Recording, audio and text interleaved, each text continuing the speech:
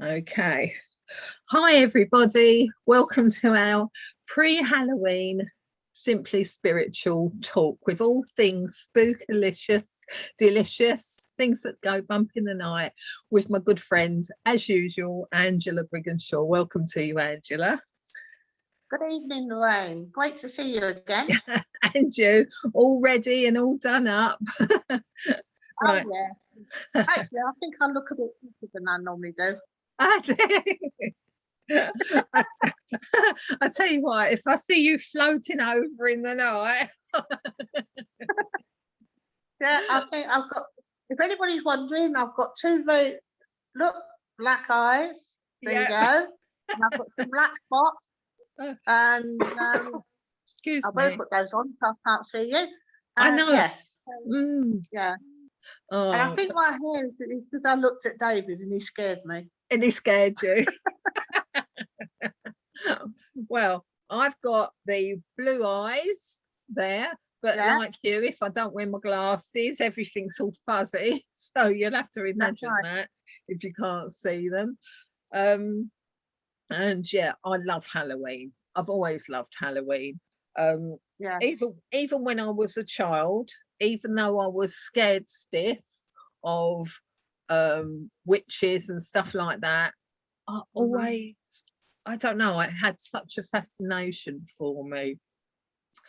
And I suppose really, because when I was little, I used to get very scared when I used to feel, you know, when you feel like somebody's looking at you or someone's staring at you.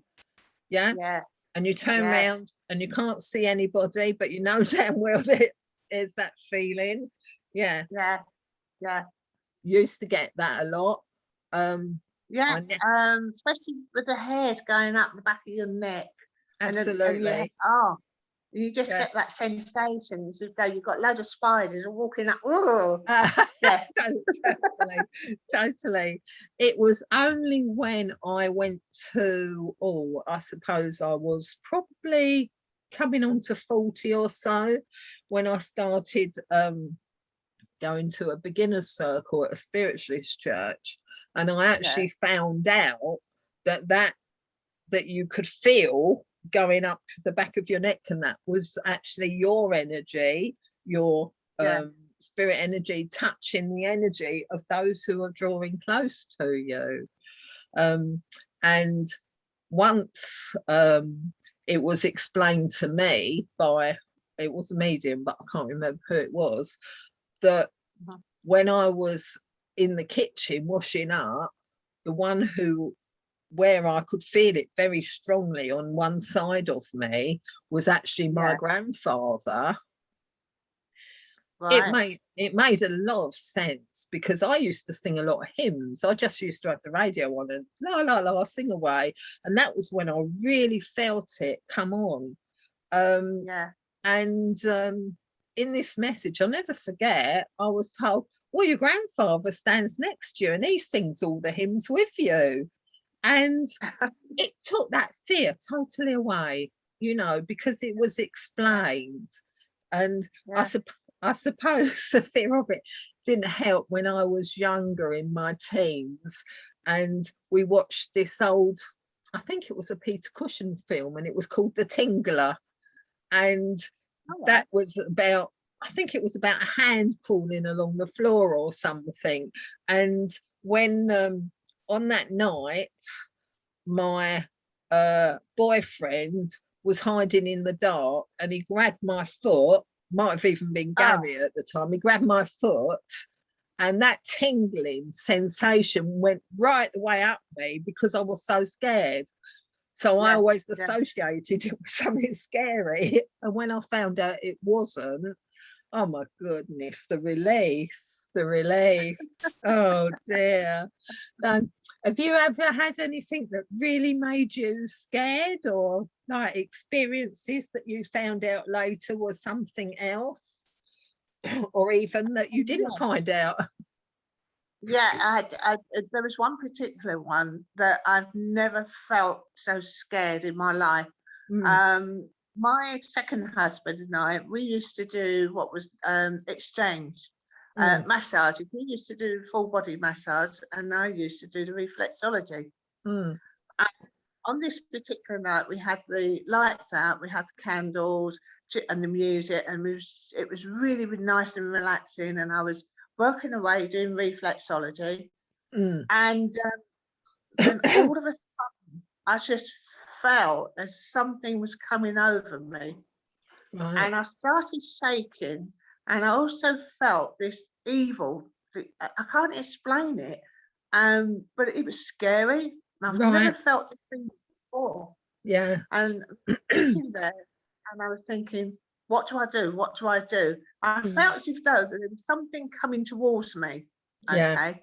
And I thought, and I kept thinking, what do I do? And all of a sudden, I had a voice in my head say the Lord's Prayer. I went, what? Say the Lord's Prayer? And what's he going to do? And anyway, I said the Lord's Prayer, and lo and behold, about 2 minutes after I said it, it went. And I thought to myself, do you know what? I want anything like that to happen again. Yeah. But having said that, there have been occasions where I have had funny things going on, and I think the Lord's Prayer, and I've always gone to the Lord's Prayer. Yes. And I have been told that is the most powerful prayer that you can say. Yeah. As a protection as well. Yeah. Yeah. And I would say yes, it is. Yeah. Yeah. And the funny thing is, not many people know of the Lord's Prayer. Right. People started because you don't learn it at school anymore. No, I believe they don't. People, and I say to them, do you know the Lord's Prayer? I said, no, I've heard it. So I have to sort of type it all out and give them the sheet and say, yes, like this. I mean, you and I, we've been saying the Lord's Prayer since we was at infant school. You know? Absolutely. But now they don't say it. Then I think people should learn to the Lord's Prayer. Definitely. Yes. Yeah. So what about you? Yeah, no, I was just going to say, I must admit, I mean, I'm sure that I know there are lots of prayers of protection, and there is a really long one that I have used, which is, I think it's the Cosmic and Planetary Healing Protection Prayer, which is really good, but it's really long. And I can't remember it to tell you, but it is excellent. But yes, I always go back to the Lord's Prayer. As you said, learned it automatically when we was at school. Sure, there are probably the equivalent in other beliefs that they call in. And even in my sleep, when I've had nasty dreams and I've been scared, I've actually remembered the Lord's Prayer in my sleep and said it in my dreams, and that's woken me straight up and brought me out of a bad dream. So it is one that I go to, not so much now, but I know it's there when I need it. I think I think it's very important to have what you might call, say, a safety net, just in case. Yeah, most definitely. Most definitely. When you think of Halloween and all the spooky things and things that go bump in the night, I don't know whether you found this, but I found quite often when you're going to bed and you're in that halfway stage of falling asleep, you're not quite asleep, but you can't feel the mattress. And it's in that space that I hear so much creaks, things, my name being called, even snatches of conversation. Do you find the same? It doesn't happen to me because obviously being deaf, I take the hearing aids out and I don't hear anything. Right. But I do know because obviously with my eyesight, I've got night blindness, so I can't see a thing in the night. So those two senses are out. But having said that, David, he has told me lots of things that have happened in this house that we're living in now. Yeah. There was, apart from my hair's going up on end, which happens when I go from the bedroom to the bathroom because it's quite a way. There is what happened one night. We've not long moved in, actually. We weren't, both of us caught the cold. It was just after Christmas, 3 years ago. And there was David woke up one night and he saw there was an old lady in the corner, not quite in the corner of the room. She was in the middle of the room, actually. And it's in the bedroom, it's huge. Yes, lovely. And she was standing there and she was watching over us, making sure we was okay. Right. And there was another night when I was sound asleep, and David was actually, but something made him wake up.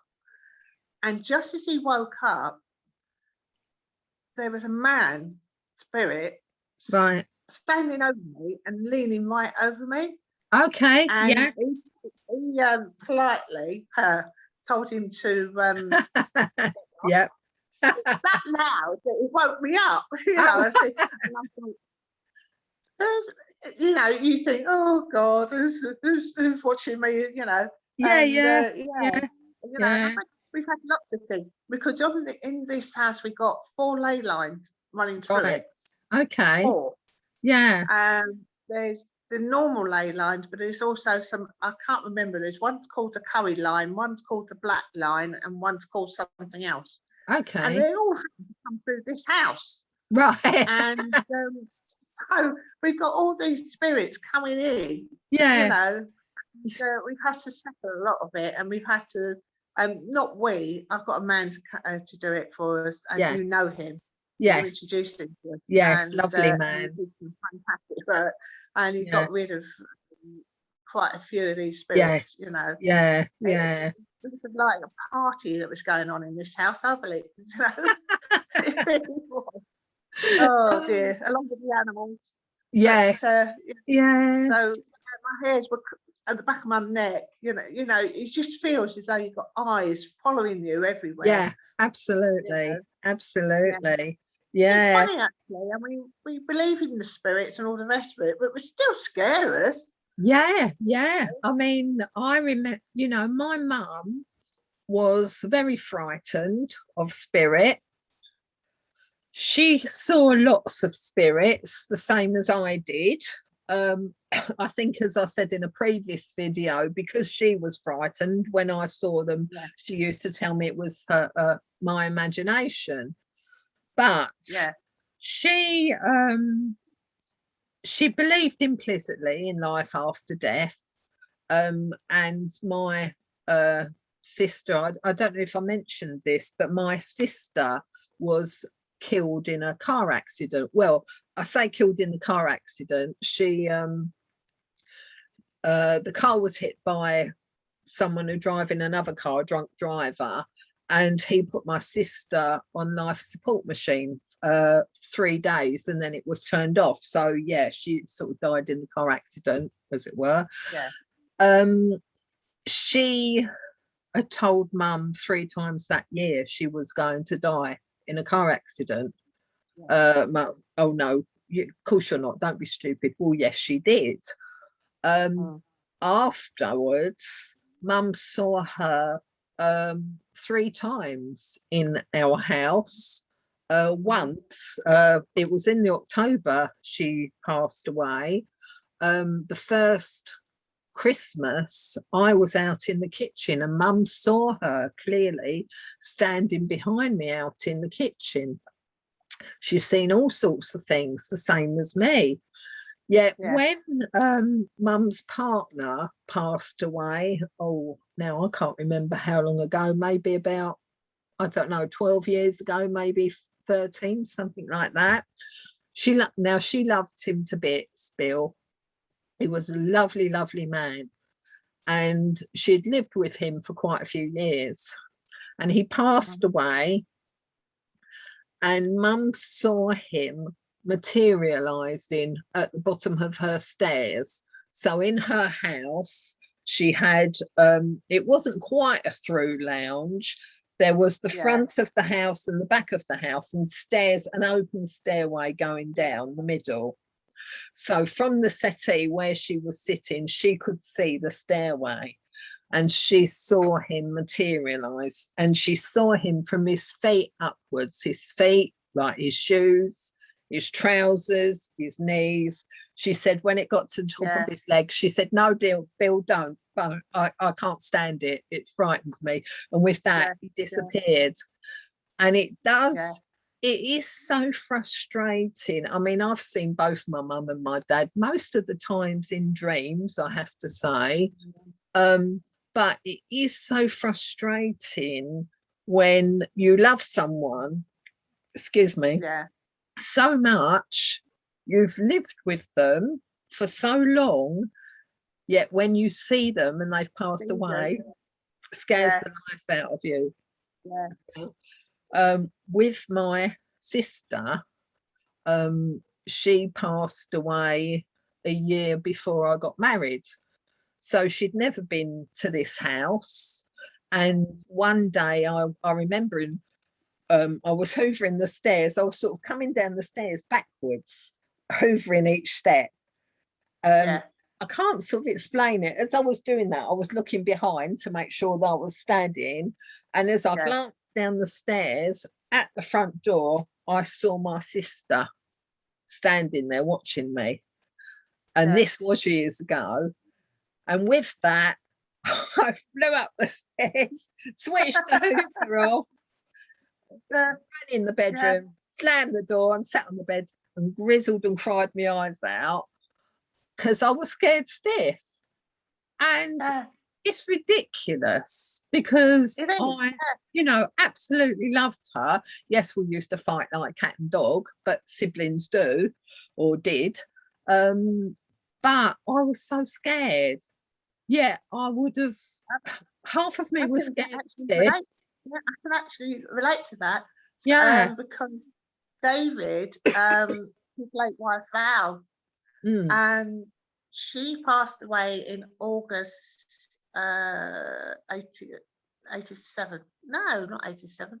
I don't know. 2008. That's it. She passed away in August 2008.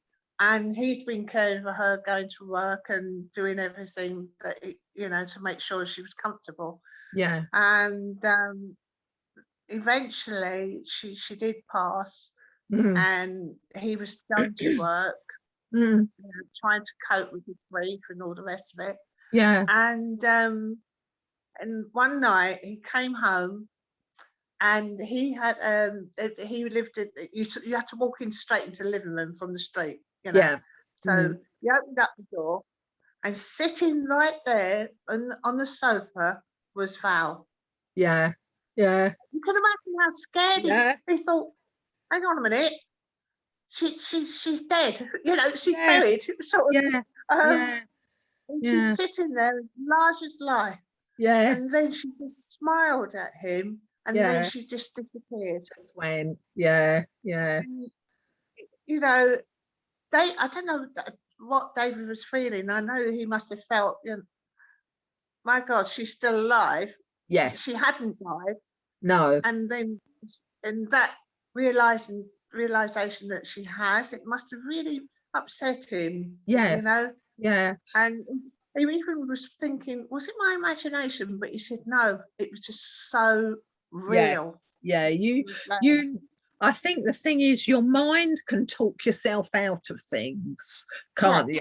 You know, but I mean, we know now, fortunately, that when someone passes away, be it an animal, a person, it is literally just a change in vibration, which of course is what a lot of people do when they're sitting down and meditating, or when they're going out and just enjoying themselves, or when they're at one with nature. You know, your vibration changes so much. When you understand that, it's a bit more feasible. But when you don't, it's really hard to get your head around it.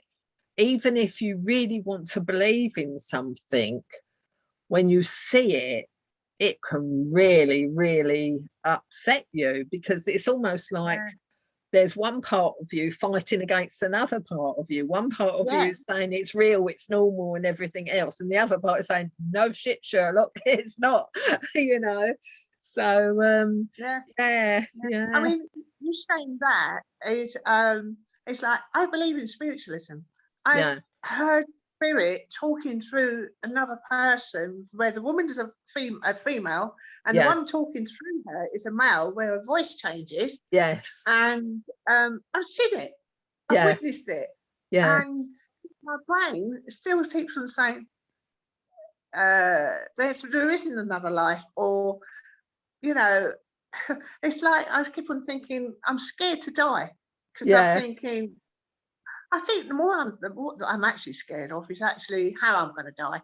Yeah. You know, I don't do ill. I do not do ill. No. It's all this unknown. Yet part of our brain is our brain, isn't it? Yeah. It's saying, you know, it exists. I know there's spirit. I know there's life. Yes. But there's a but. Yes. Yeah. Yeah. Isn't our imagination, but it's not. We've not. had too many evidence, haven't we? Yeah. And it's all this that's going on in our brain. Absolutely.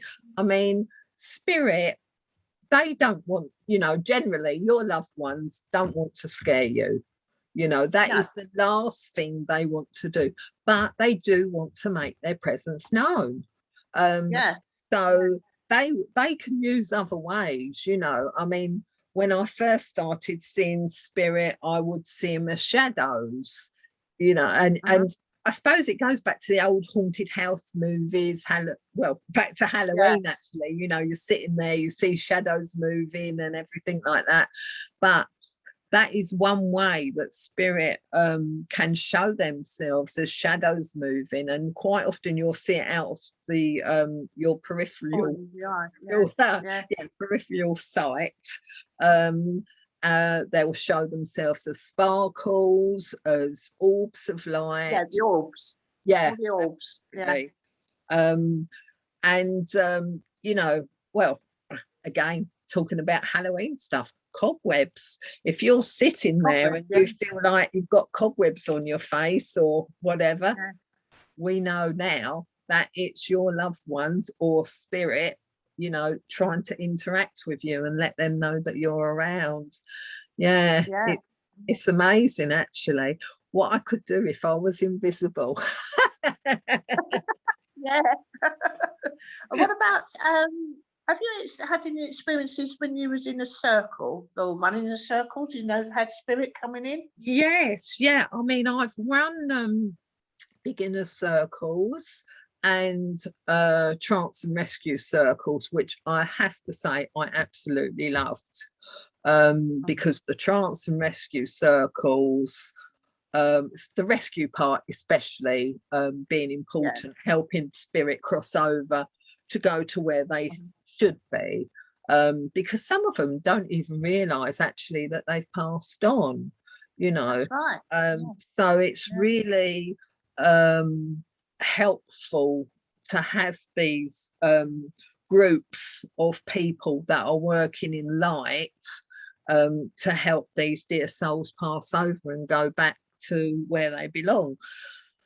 But I remember with my trance and rescue circle, quite often spirits would come and we would go into a very, very deep meditation, and the spirits would speak through us, which was absolutely wonderful.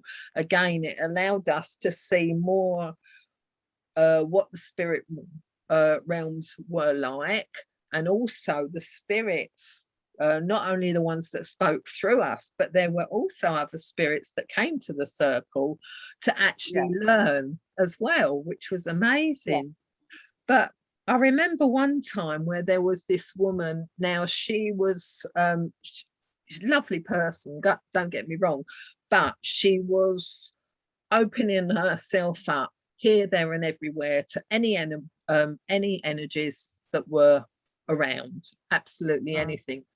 And I explained to her, yeah, it's really good that you can do this, but you've got to be careful, because not everything is love and light, as they say. You have to be responsible. It's always dark and the light. Yeah, absolutely. So she sort of laughed it off. Yeah, okay, and laughed it off. Anyway, she did come to my circle and she was all fully into it.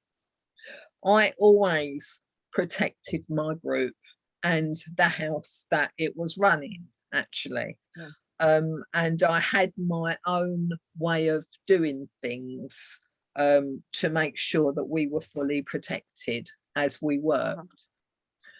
Anyway, this particular evening, I remember we had a male spirit come through.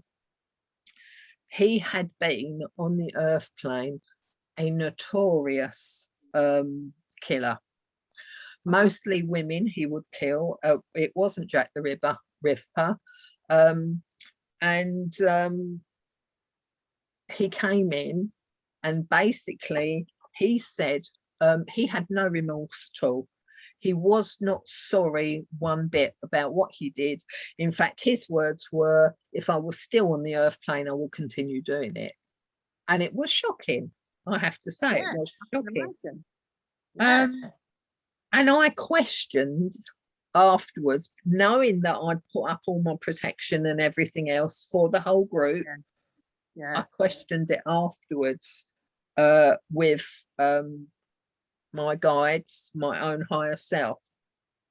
And I was told it had to happen. And I didn't know why at first, but then I realised why.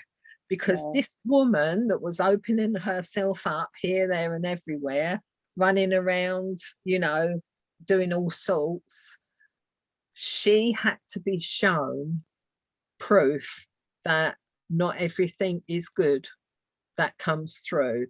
Not everything is nice. So she came to my circle twice afterwards, but she didn't do anything. She wouldn't open herself up or anything. And then she stopped coming. I felt happy that she stopped coming, despite the fact that I did like her, because I was really worried.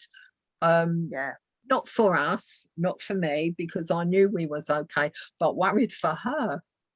Because if something had come into her energy, and I was not as advanced then as I seem to be now, I don't know whether I would have been able to deal with it. I probably would have done, but it didn't, you know, that was why that had to happen. So spirit will, they will warn you, and they will warn you, and other people will warn you, but if you take no notice, then they will allow certain things to happen to prove to you what is right and what is wrong.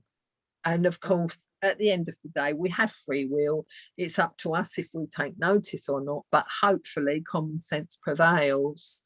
It's very I've heard stories of that, because I've often questioned spirit and why do you do this? Why do you allow this to happen? And they have said and come back to me and said that they have to, because they have to teach you that there is light and there is dark. And it may be for a specific lesson that you need to learn, maybe from a past life. Absolutely. Which you need to learn that into this life. And to awaken those memories so that they can, you can deal with it and learn to deal with it, and to put it to rest and put that particular lesson to rest, and not take it to the next one, into the next life or whatever. But it's just frightening when you're going through it, and I have to say, thankfully, I haven't gone through those particular lessons, but I have known people who have, and it's nice. But having said that, they've come out of it, and they come out of it stronger, and a better person. Yes. Yeah, Yeah. yeah, Yeah. you know. Yeah, that makes a lot of sense. I mean, I've dealt with some pretty nasty stuff, Yeah. on especially on the astral realms when I've been asleep. And every time I've dealt with it and I've overcome it, I've realized that I've always, there's always been an achievement, and then I've been allowed to go up another level and do something else.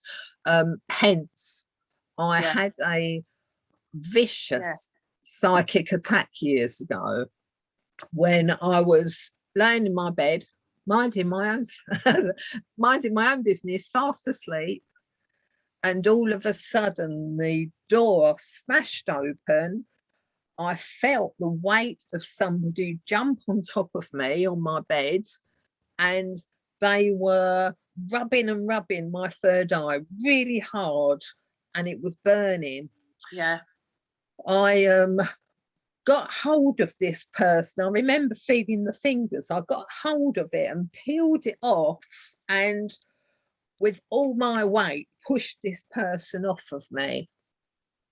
The next thing, I saw myself, I was out of body, and I saw myself from the ceiling looking down on myself. I was reading someone the riot act. I was having a right go at them. I couldn't see who I couldn't see who it was.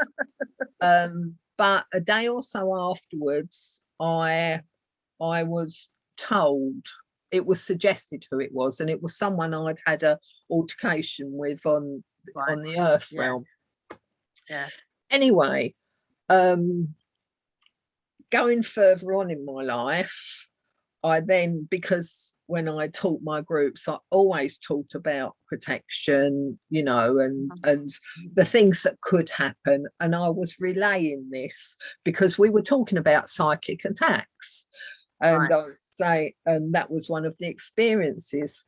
And when I was telling them about this experience, as soon as I'd finished, Spirit then said to me, I say Spirit, I know it was my guide, but I didn't know who was talking to me, said to me, yes, and it was a test and you passed it.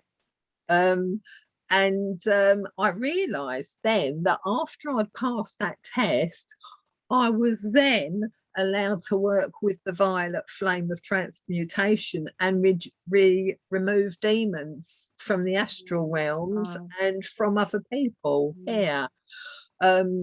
So at the time, it seemed like, oh my God, what the hell's happening? But in retrospect, my soul obviously knew what was going to happen and when it was going to happen. And I passed. And don't need to go there again, do I? No, everything that Spirit seems to do to us or give us is all to help us. It's not to punish us or whatever, but it's to help us, and it's to help us to learn that these experiences is that we're going to be able to help somebody else. Yes. And along our journey. I mean, you saying about the bed, okay, being on the bed. Right, I bought a very old Victorian bed. I was very, very fortunate. It's a cast iron, genuine Victorian bed. Wow. And I was in love with it. You know, you get this chance to have this bed, and I was in love with this bed. But I just couldn't settle in it. And I didn't give it a thought, you know, I thought just a bed. But I just couldn't settle in the bed. There was something wrong with the bed. So anyway, another medium friend of mine told me that that when you bring in something old, like a ring, jewelry, picture, it doesn't matter what it is, it can have a energy. Everything's got energy. Absolutely. You know, it has an energy attached to it. Yeah. So this is what happens, excuse me, to the bed. It could be, and you bearing in mind, it's over 100 years old. Somebody died in it. Okay, you might give birth to it, in it. I can't see that happen. Right, yes. And, you know, there's tragedies, there's all sorts of things. So everything everything's been absorbed in this bed. Absolutely. So I thought, right, I hadn't given it a thought. So I this medium friend of mine, he said, right, we need to cleanse it. Yeah. And I thought, okay. So Excuse me we a minute. I got the itches. cleansing this bed, Yeah. trying to get rid of all the energies that was on this bed. Yeah. So anyway, we did, and I settled down actually, and I started sleeping very well. Except one thing, and I loved it, and I'm so disappointed and sad that it's gone, and I will tell you why. It's one night I was asleep, and all of a sudden I felt the plump come on, something jump onto the bed. Yeah. By the print that was going up the bed, it was a cat. Oh. Now, I've never had a cat. No. Okay. So there was a cat that was attached to the bed. And so this cat always used to walk up the bed, come up to the pillow, sit behind my head, and I could hear it and feel it purring. Oh. And it was lovely. And then it disappeared and it's never been back. Oh, that's a shame. It was really, really nice. Yeah. But it's like all things that have an attachment. Yeah. And you know, when you pick up something, you think, oh, I don't like that. Or yes. Yeah. it can be filled with love. Yeah. I mean, there was another incident when another friend of mine, she bought a photograph in a frame of a Victorian lady. She loved Victorian furniture, and you know, she was a collector. And anyway, she took the picture home, hung it up, and a strange thing happened. The picture turned from a photograph to a negative, and the woman that was in the picture disappeared. Wow. And then things started happening in the house. Yeah. Okay. And the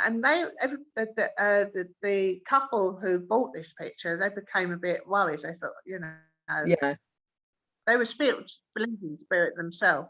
Yeah. And I thought, things are happening. Too many things are happening within the house. Yes. And they had a boy that lived there who was disabled, and she used to go to him to calm him down whenever he was going through a particular situation. Yes. And she gave the name Mary.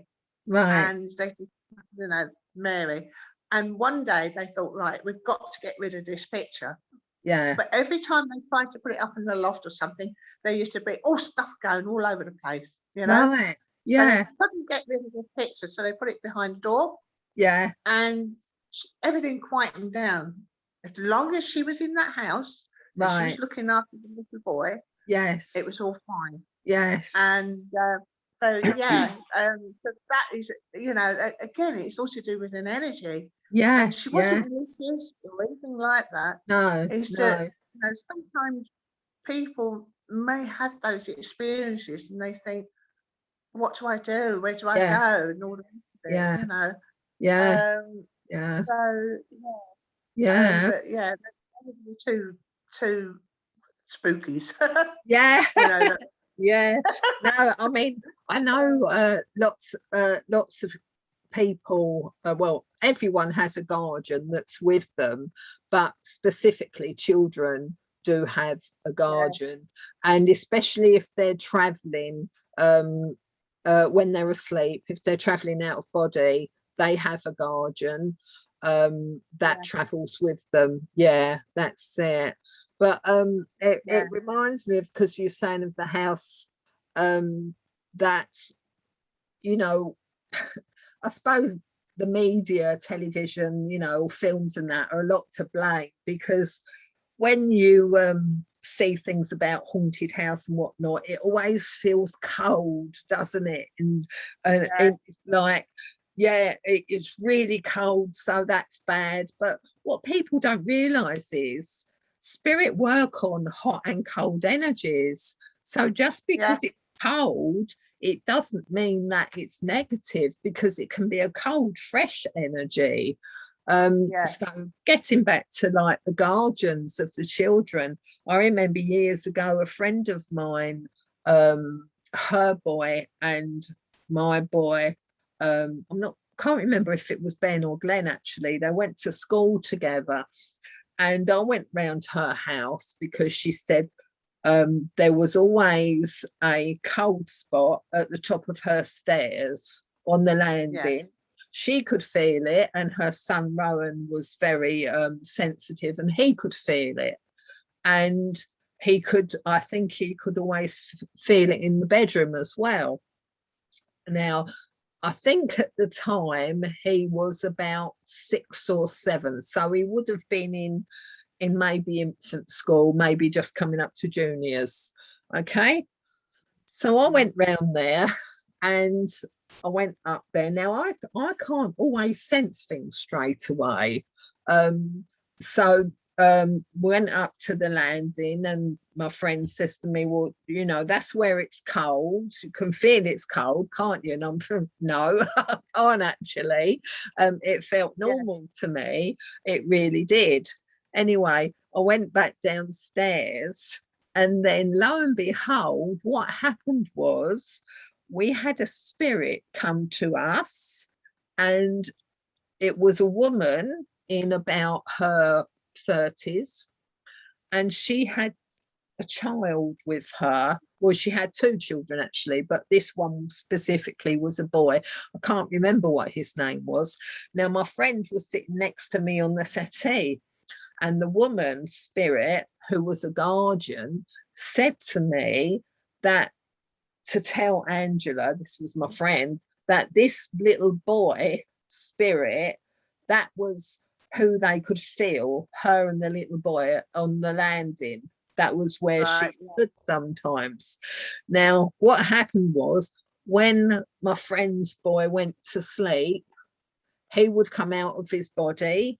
This little spirit boy would be there, and they would play and fly off together and whatever. And the guardian would always be there to oversee them to make sure they were safe. But where the problem was sometimes Angela's boy used to wake up before those spirits had left. So, of course, he, not remembering he had been out of body and playing with this little boy spirit, just felt the coldness. And, of course, it really frightened him. So the most amazing thing happened, that while I was talking to my friend and relaying what this spirit guardian was telling me, the guardian said to me, the little boy wants to actually sit on your friend's lap. Can you ask her if that's okay? So, of course, she said, well, yeah, that's fine. And we felt this cold energy come in front of us, and it went all up and over her lap. And do you know, without even realizing it, my friend's hand came up and round like that, as though to sort of hold that little boy spirit there. She didn't even realize she'd done it until I pointed it out. That's amazing. Well, you're saying that. My granddaughter, she's now 14.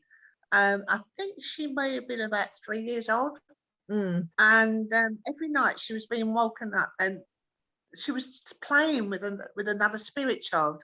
Okay, and she kept being woken up. Yes. And this obviously concerned my daughter, you know, thought she keeps waking up, she needs to go to sleep and all the rest of it, and she's disturbing everybody. Yeah. So she, my daughter turned to me and said, Mum, do you think you could sort this one out? I said, yes, I will sort it out. And so what I did was, in my mind, I asked my guys to come forward and say to me, who is disturbing my granddaughter? And it turned out to be another toddler, another toddler child. Yes. And I could see her wearing her all-in-one, you know, these all-in-one light dressing gown things, you know. Oh, yeah, yeah, I know. Yeah, she was wearing one of those. Yeah. And apparently she had died, and she hadn't realised she had died. Yes. And so she must have been in the house before. She lived in that house. Yeah. And so she kept on waking up my granddaughter to play, you know. And so what I did was I brought in her grandmother, you know, or a member of her family, and they came in, and they took the little girl with her. Yeah. And my granddaughter slept from that night onwards. Yes. Yeah. So it goes to show. Yeah. She's had lots of spirit activities, my daughter. Yeah, I can imagine. I can imagine. There are so many children that have invisible friends. I mean, I don't know about you, but it's like I had one myself, an invisible friend, and I remember my mum telling me that I would not sit down and eat dinner unless she set another place for my invisible friend. Yeah, my daughter had one. Well, apparently, I called him David. That was his name, David.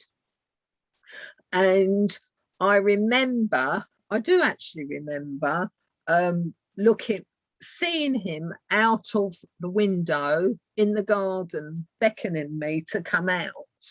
And I remember wanting to go out and play. And my mum was very strict, loved her to bits, but she was very strict. And she wouldn't let me go out because I hadn't finished my dinner.